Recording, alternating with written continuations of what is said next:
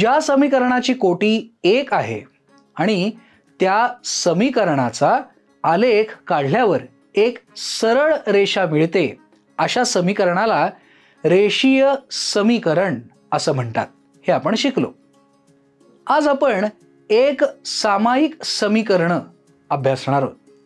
जेव्हा दोन चलातील दोन रेषीय समीकरणांचा आपण एकाच वेळी विचार करतो तेव्हा त्या समीकरणांना एक सामायिक समीकरण असं म्हणतात।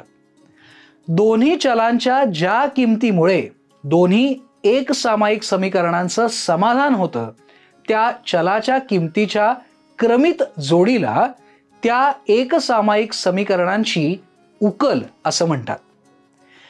एक सामायिक समीकरणांची उकल शोधताना दोन पैकी एका चलाचा लोप करून एका चलातील रेषीय समीकरण मिळवतात। हे समीकरण सोडवल्यावर त्या चलाची किंमत काढतात। ही किंमत दोन्ही पैकी कोणत्याही समीकरणात मांडली की दुसऱ्या चलाची किंमत मिळते। आज आपण एका चलाची किंमत दुसऱ्या चलाच्या रूपात ठेवून चलाचा लोप करून उकल शोधायची पद्धत शिकणार आहोत। त्यासाठी आपण एक उदाहरण पाहूया।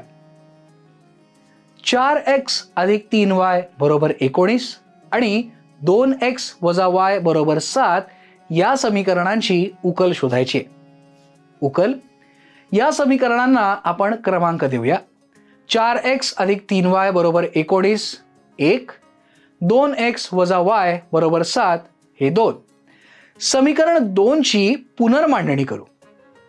2x वजा y बरोबर 7 म्हणून y बरोबर 2x वजा 7 हे समीकरण 3। ही किंमत समीकरण 1 मध्ये ठेवून बघूया। 4x अधिक 3y बरोबर 19 हे आपलं पहिलं समीकरण आहे।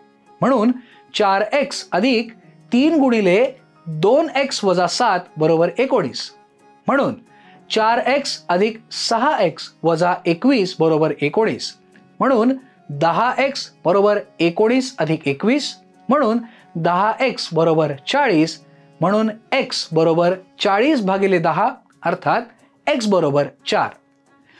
आता x बरोबर 4 ही किंमत y बरोबर 2x वजा 7 या समीकरणामध्ये ठेवूया। म्हणून y बरोबर 2 गुणिले 4 वजा 7 बरोबर 8 वजा 7 बरोबर 1 म्हणून y बरोबर 1 म्हणून 4 1 ही दिलेल्या समीकरणांची उकल आहे। 4 1 ही क्रमित जोडी आहे हे लक्षात ठेवा।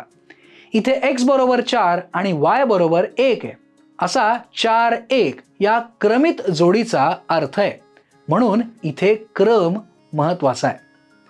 आता आपण असं एक उदाहरण सोडवूया ज्यामध्ये कोणत्याही चलाचा सहगुणक 1 नाही। 3x अधिक 2y बरोबर 18 आणि 4x वजा 3y बरोबर 7 या एक सामायिक समीकरणांची उकल शोधूया। 3x अधिक 2y बरोबर 18 समीकरण 1, 4x वजा 3y बरोबर 7 समीकरण 2। समीकरण 1 वरून 2y बरोबर 18 वजा 3x म्हणून y बरोबर 18 वजा 3x छेद 2 समीकरण 3। आता y बरोबर 18 वजा 3x छेद 2 ही किंमत समीकरण 2 मध्ये ठेवूया। 4x वजा 3y बरोबर 7 हे दुसरं समीकरण आहे। म्हणून 4x वजा 3 गुणिले 18 वजा 3x छेद 2 बरोबर 7 म्हणून 8x वजा 54 अधिक 9x छेद 2 बरोबर 7 म्हणून 17x वजा 54 बरोबर 14 म्हणून 17x बरोबर 68 म्हणून x बरोबर 4। आता x बरोबर 4 ही किंमत समीकरण 3 मध्ये ठेवूया। y बरोबर 18 वजा 3x छेद 2 हे तिसरं समीकरण आहे।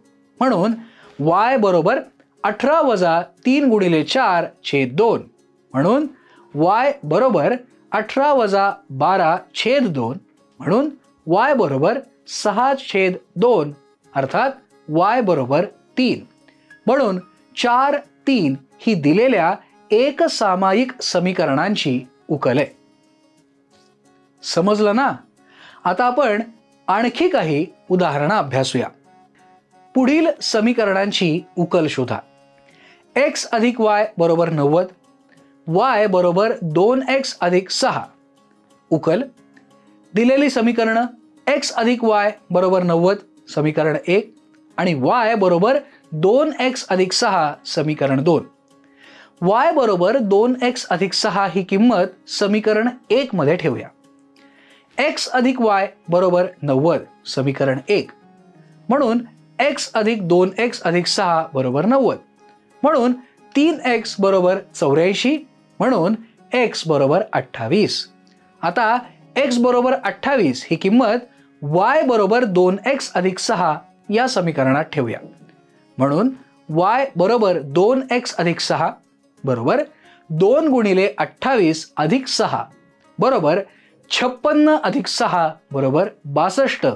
म्हणून y बरोबर 62. म्हणून x बरोबर 28, y बरोबर 62. म्हणून उकल आहे 28 62. समजलं ना?